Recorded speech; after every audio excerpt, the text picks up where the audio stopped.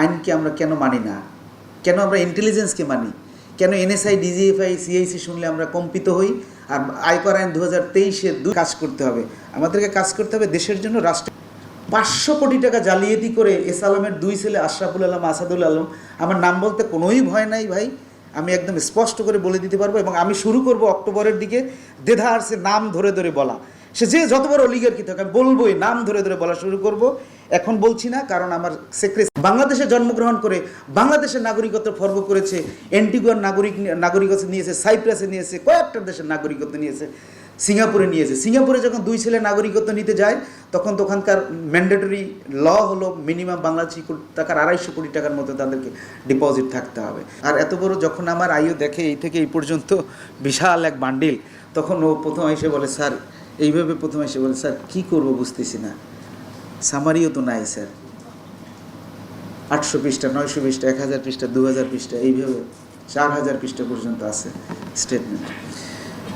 তো এই সফট কপিটা যদি দেন এবং পরে যদি হার্ড কপি দেন আমাদের অসুবিধা হয় না। তারপরে কনসার্ন যে অপারেটিং আপনাদের হেড অফ অপারেশন ম্যাক্সিমাম এখানে আইটি সেকশনে যারা আছে তাদেরকে এটা আপনার সাইন করা আপনার ব্যাংকের, বলে ইয়েস স্যার। আমি বললাম যে দিস ইজ সাইন করা আপনার ব্যাংকের, ইয়েস স্যার। এই দুটো সাইন দুভাবে কীভাবে আসলো? আমার ইন্টেলিজেন্স এটা নিয়ে আসছে, আর আপনারা এটা পাঠিয়েছেন আমার চিঠির জবাবে, আইনি বাধ্য। আর ইন্টেলিজেন্স ওয়ার্কে আসছে 372 কোটি টাকা। আইনকে আমরা কেন মানি না, কেন আমরা ইন্টেলিজেন্সকে মানি, কেন এনএসআই, ডিজিএফআই, সিআইসি শুনলে আমরা কম্পিত হই, আর আয়কর আইন 2023-এর 200 ধারা শুনলে কম্পিত হই না। আমরা লকে এনফোর্স করি সফটলি, যেটা আগের ছোটো ভাই বলে গেছে, কামরুল বলে গেছে, আমরা আইনের প্রয়োগটা করি না। আইনের প্রয়োগ যদি কর বিভাগ করে, আয়কর আইন 2023-এর মধ্যে ছিন্ন ভিন্ন হয়ে যাবে। অনেকের অনেক তথ্য দেওয়ার মানে যেগুলো ভুল যারা করছে তাদের, এটা অত্যন্ত মারাত্মক। কিন্তু আমরা কখনোই এটা করতে চাই না, কারণ কর আদায় নীলকরদের মতো নয়। কর আদায় হলো মোটিভেশনাল কেস, মোটিভেটেড করে আমরা করব। আপনারা কি জানেন 6 বছরের কনসিলমেন্ট পেলে 5-6 30 বছরের কারাদণ্ড দেওয়ার বিধান আয়কর আইনে আছে, এবং এটার কোনো জামিনও নাই, এটার কোনো গ্রেপ্তারি পরোয়ানার জন্য আদালতে দাখিল করার দিবে, সাথে সাথে গ্রেপ্তারি পরোয়ানা। ওই উন্নত সিআরপিসি মামলায় তো থানায় পাঠাইতে হয় যে তুমি একটু জানাও আমাদেরকে, আমলে নিলাম, জানাও যে ঘটনাটা কি। এটা তা লাগে না, কারণ এটার স্যাংশনটা এখান থেকে হয়ে যায়। কিন্তু একটি কি আমরা করেছি? আপনারা দেখেছেন একটি করেছি আমরা? 6 মাসে একটিও করিনি আমরা, কারণ আমরা চাচ্ছি কি আসলে মোটিভেশনাল ওয়েতে কাজগুলো করতে। আপনাদেরকে বুঝাতে চাচ্ছি যে আপনারাও দেশের জন্য কাজ করবেন, আমরাও দেশের জন্য কাজ করব। সো আমার কথা যে এই যে ভুলটা হচ্ছে, ওনারা স্বীকার পেয়েছেন আমাদের সাথে। কেন? অনেকে বলেন যে আমি নাম দিয়ে সার্চ দিয়েছি স্যার, অনেকগুলো নাম এসেছে তাই আমি কনফিউজড হয়ে গিয়েছি। নো, নাম দিয়ে আপনি সার্চ দিবেন কেন? আব্দুর রহিম নামে বাংলাদেশে 5000 লোক আছে, একই চেহারার 7 জন লোক আছে পৃথিবীতে। 800 কোটি মানুষ, চেহারা হলো 120 কোটির মতো চেহারা। এটা তো আপনারা শিওর তো সবাই, একই চেহারার 7 জন মানুষ আছে, আর একই নামের শত শত মানুষ আছে। আপনি নাম দিয়ে যদি ব্যাংক সার্চ করেন কোনোদিন পাবেন না। আপনাদেরকে এনআইডি অথবা টিআইএন দিয়ে করতে হবে, এনআইডি অথবা টিআইএন, এই দুটো দিয়ে করতে হবে। বলছে জি স্যার, সিস্টেমে প্রবলেম আছে। দেখাচ্ছে আমাদের সিস্টেমে নীল আসছে। কেন আসছে? যখন উনি নাম দিয়ে করেছে, এই যে ওই এরিয়াটা এনক্রিপ্টেড ছিল, সেটা আর উঠে আসে নাই। তো আপনারা যদি হেল্প করতে চান, একজন অসহায় মানুষকে, যদি আমি অসহায় বলছি না, আমাকে একজন অসহায় মানুষকে যখন আপনি হেল্প করবেন, আপনি জাস্ট একটা মানুষ মারা যাচ্ছে দেখছেন রাস্তায়, তাকে হেল্প করতে চাচ্ছেন, যে আহত হয়ে পড়ে গেছে, একটু ঝাড়ামোছা দিয়ে চলে গেলেন, এটা তো হেল্প হলো না। আপনি তাকে যদি অন্তর দিয়ে হেল্প করতে চান, তাকে রিক্সায় উঠান, পাশের পঙ্গু হাসপাতালে নেন, ডাক্তার ডাকেন, ওখানে তাকে নিয়ে আসেন, ট্রিটমেন্টের ব্যবস্থা স্টার্ট হোক, দেন আপনি চলে যান, নো প্রবলেম। আপনারা হেল্পটা যদি করতেই চান আমাদেরকে, একটু ভালোভাবে করুন, না করলে করিয়েন না। ভালোভাবে হেল্পটা কি? আমি যখন বলি যে মিস্টার আহসান হাবিব বা মিস্টার কামরুল ও তার পরিবার, এটা অনেক সময় দেয়া হয় ব্যাংক সার্চ। এখন পরিবার বলতে কি বোঝায়? স্বামী, স্ত্রী, পিতা, মাতা, তারপরে সন্তান, পুত্র, কন্যা, নির্ভরশীল ভাই বোন। মাইন্ডেড, ভাই বোন কিন্তু সবাই না, নির্ভরশীল ভাই বোন। এদের পরিবারের সংখ্যা আপনারা সবাই জানেন, পরিবারের সংখ্যা আসলে আপনাদেরকে শিখাবার মতো কিছু নয়, ব্যাংকিং সব কিছু আপনারা আমার চেয়ে অনেক বেশি জানেন।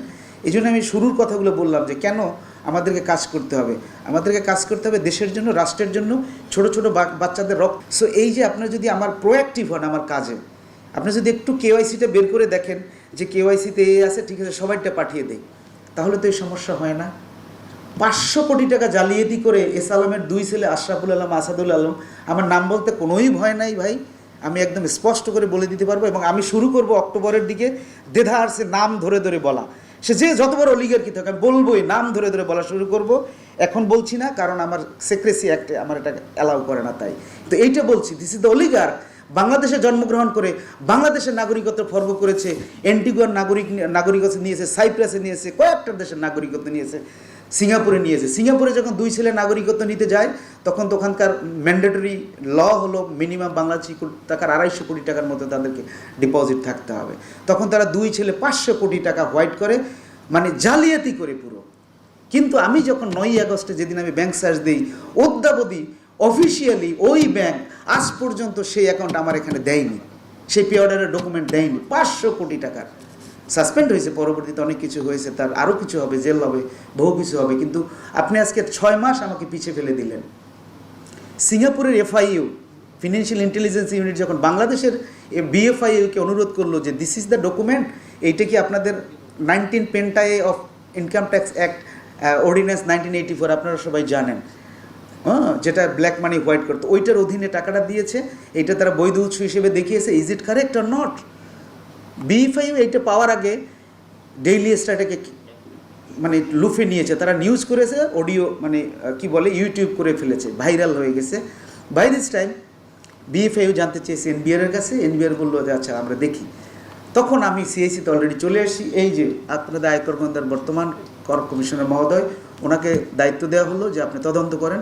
তদন্ত করে দেখলো, লক্ষ্য করুন ব্যাংকিং স্ক্যামগুলো লক্ষ্য করুন আপনারা, তদন্ত করে দেখলো পটিয়া এসআইবিএল পটিয়ার ব্যাংকের যে শাখা, সেখানে আপনাদের কি একটা পে অর্ডার কাটলে আপনাদের তার অ্যাকাউন্ট থেকে টাকা ঢুকতে আপনাদের সাসপেন্ড অ্যাকাউন্টে চলে যায়, তাই না? তারপর যখন ক্লিয়ারিংয়ে যায় তখন টাকাটা আপনারা দিয়ে দেন ওখান থেকে। ওখানে ঠিক 29শে ডিসেম্বর না 27শে ডিসেম্বর, 21 ডিসেম্বরে পে অর্ডারটা কেটেছে, কিন্তু 29শে ডিসেম্বর পে অর্ডার কেটেছে। ওই সময় ওটা ক্লিয়ারিং হয়েছে 29 বা 30, 21 বা 22-এ, কিন্তু আমাদের এই আইনটা শেষ হয়ে গেছে 30শে জুন। 30শে জুন 2000, একটু সাউন্ডটা, হ্যালো সাউন্ড প্লিজ, হ্যাঁ 30শে জুন 2021 সালে আমাদের আইনটা ওই যে মানে যে অ্যামনেস্টি যে মানে যেটা হলো 19 পেন্টায়েতে টাকা দেওয়ার সময় শেষ হয়ে গেছে। পে অর্ডার কেটেছে কবে? 21শে ডিসেম্বর। ওই সময় তার ওখানে টাকাটার উৎসের যখন জানতে চাইলো, তখন সে মনে করছে what can I do, I have to do something, আমার ব্যাংক আছে, অসুবিধা কি, আমি ওলট পালট করে দেবো, ইট ইজ মাই ব্যাংক, আমি এটা করব, কোনো সমস্যা নাই বাবা, আমি আসতেছি। তখন সে এইখানের এই ব্যাংক থেকে এইভাবে করলো, করে সে মানে ভুলক্রমে হোক আর যেমনিই হোক সে শাখায় এটা করেনি, চেঞ্জটা 30শে জুন এটা করেনি। কিন্তু সেন্ট্রাল যে আপনার সিবিএস যেটা সেন্ট্রালের এখানে কেমনে করেছে আমরা জানি না, তাই তো আপনাদের হেড অফিস থেকে করেছে, কিন্তু এতে ব্রাঞ্চে করেনি। পরিষ্কার ধরা খেয়ে গেলে আমাদের কাছে আরও অনেক আছে, প্রবলেম আছে, যেগুলো যে আমরা ডিটেক্ট করেছি, অনেক ইন্টেলিজেন্স ওয়ার্ক দিয়ে ডিটেক্ট করা হয়েছে। কিন্তু মেইন যেটা আপনাদের পার্ট থেকে যেটা হয়েছে সেটা বললাম, বাংলাদেশ মানে হেড অফিসের কেউ না কেউ তো এটা করেছে, তাই না? এখন প্রশ্ন হলো কেন করেছে? বিকজ অফ চাকরি চলে যাবে না হলে, তাই তো? এক বাক্যে সব ঠিক না, চাকরি চলে যাবে। আজকে কোনো একজনের ব্যাঙ্ক অ্যাকাউন্টে 121 কোটি টাকা ব্লক করেছি আমি, এফডিআর, তার ছেলে মেয়েদের। সে এখনও তথ্য দিতে ভয় পাচ্ছে, কারণ still now he is the chairman of this bank, still now কান্নাকাটি করছে এমডি এসে, স্যার আমি যদি দিই আমার কালকে চাকরি নেই। ঠিক আছে আপনি ব্লক করে রাখেন, টাকা তো আছে, বলছে টাকা উঠাইতে দেবো না, টাকা উঠাতে দেবো না। তো এই কারেজ, এই সাহস যদি না থাকে আপনাদের ব্যাংকার্সদের, তাহলে দেশ উপকৃত হবে না। The biggest banking scam in this universe, মানব সভ্যতার শুরুর থেকে আজ পর্যন্ত বাংলাদেশের সংগঠিত ব্যাংক স্ক্যাম পৃথিবীর সর্ববৃহৎ, এই কলঙ্ক নিয়ে আমরা থাকবো না। আমরা ব্যাংকাররা বুঝিয়ে দেব যে না, এটা কলঙ্ক ছিল একটা কারণে, সে কারণটা এখন নেই। This oligarch never come back again. কেউ যদি মনে করে থাকেন যে আবার তারা ফিরে আসবে, it is impossible. Never come back, never never never. যেদিন এদেশে আবার ফিরে আসবে সেদিন হয় আত্মহত্যা করবো, অথবা দেশ ছেড়ে আমরা হয়তো হয়তো হয়তো আমরা আত্মহত্যা করবো, আমরা মরে যাব আবার যদি এই ধরনের পরিস্থিতি এই বাংলায় উদ্ভূত হয়। কোনো দিন ফিরে আসবে না। আপনারা কেউ ওই ধরনের ভরসায় থাকেন না আবার ফিরে আসবে, তাদেরকে হেল্প করব, বা তাদের কাছ থেকে আগে সুবিধা পেয়েছি, এখন আমরা তাদেরকে একটু হাইড করি, একটু লুকায়ে যাই। আমাকে তো সে চাকরিটা দিয়েছিল, এস আলম তার মানে ড্রাইভারেরও চাকরি দিয়েছে, কাজের বুয়ার মানে কাজের বুয়া তাকে বুয়া হিসেবে ভালো কাজ করছে বিধায় তাকে সিনিয়র এক্সিকিউটিভ অফিসারকে দিয়ে বিয়ে করিয়েছে, বহু কিছু। এগুলো এসব ভুলে যান আপনারা, সব ভুলে যান, সব ভুলে যান। This is the new Bangladesh. 5ই আগস্টের পর আমরা নতুন বাংলাদেশ যাত্রা শুরু করেছি। 71-এও একটা বাংলাদেশ গঠন করেছিলাম, সেটা ছিল আমাদের সবচেয়ে বড় প্রাপ্তি। কিন্তু এই প্রাপ্তিটা হলো ছোট ছোট বাচ্চাদের রক্তের বিনিময়ে। ঠিক আমার কাছে কেন জানি মনে হয় আবাবিল পাখিরা রাস্তায় নেমেছিল, শুধু কঙ্কর মেরেছে, ঢিল মেরেছে, আর ওরা গুলি ছুঁড়েছে। ইটস মাই ইভ্যালুয়েশন, আমার মূল্যায়ন। সো এই রক্ত যেন বৃথা না যায়। কে কাকে কবে চাকরি দিয়েছে, কে কাকে কোথায় বেনিফিট করেছে, কে কার আত্মীয়, আপাতত ভুলে যান। আমাদেরকে সহযোগিতা করুন আমাদের সহযোদ্ধা হিসেবে। আইনের কোনো ব্যাখ্যা আমি যাব না, ওরা বলেছে, ওরা ছেলে পেলে ওরা বলবে, আমাদের জুনিয়র ভাইরা আপনাদেরকে। আমরা কখনোই আইন প্রয়োগ করব না। কর বিভাগ আইন প্রয়োগ করবে, ঠিক সেপ্টেম্বরের পর থেকে স্টার্ট করব, যখন দেখব যে এই প্রবলেম শুরু হয়েছে, আমরা আর পারছি না। তখন যদি আপনাদের কারো কোনো সমস্যা হয়, কেউ যদি সমস্যায় পড়েন, অ্যাজ এ অ্যাসোসিয়েট ডিফল্ট হিসেবে চেয়ারম্যান মহোদয় যেটা বললেন, সেটা ওই সময় আমরা এখনও আমাদের সর্বোচ্চ ধৈর্য আমরা প্রয়োগ করব, আমরা অ্যাপ্লাই করব। যতক্ষণ পর্যন্ত আমি ওয়ালে পিঠ থেকে আমার একদম পিঠ লেগে না যায়, ততক্ষণ পর্যন্ত আমি অপেক্ষা করব। আমি আমার যারা সাথে কাজ করেন, আয়কর গোয়েন্দা, আমাদের এ ধরনেরই প্রত্যয়। আমরা আপনাদেরকে শুধু কিছু মোটিভেশনাল কথা বললাম, আইনের কথা খুব একটা বললাম না, রাষ্ট্রের প্রতি আমাদের কর্তব্য দায়িত্বটা বললাম। আর আপনাদের যে এই যে কেন ভুলগুলো হচ্ছে, এই ভুলগুলোর কয়েকটা বিষয় আপনাদেরকে তুলে ধরলাম। আসল কথাটা কি, ইন্টেলিজেন্স ওয়ার্কের মূল কাজটা হলো যে রোগটাকে বের করা, তারপরে তথ্য উদ্ঘাটন করা, তারপরে মেডিসিন দেওয়া। আমার কাছে কেন জানি মনে হয়েছে যে আপনারা এই যে সার্চিং দিয়েছে নাম দিয়ে, এটা কি আপনারা জানেন না যে নাম দিয়ে সার্চ দিলে সঠিক তথ্য পাওয়া যাবে না? দুটো কারণ হতে পারে, কেউ কেউ হয়তো জানেন না, আর কেউ কেউ জেনে ভুল করছেন। কেন ভুল করছেন? আমাকে চাকরি দিয়েছিল ইকবাল ভাই, আমাকে চাকরি দিয়েছিল করিম ভাই, আমাকে চাকরি দিয়েছিল রহিম ভাই, তার অ্যাকাউন্ট আমি দেব?